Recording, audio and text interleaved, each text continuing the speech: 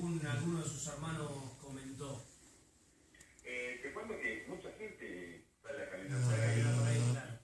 Sí, porque de un lado tenemos una avenida que se llama la Avenida Rivadavia, que da a la Ruta 51, y a través de un campo, digamos, del otro lado del campo hay otra calle que es de tierra, que también desemboca, es la calle Irigoyen, y que desemboca en la Ruta 51. Claro, es un lugar transitado por la gente de Saladillo. Quiero decir que, como bien nos estabas explicando, graficando, que no es que Marisol caminaba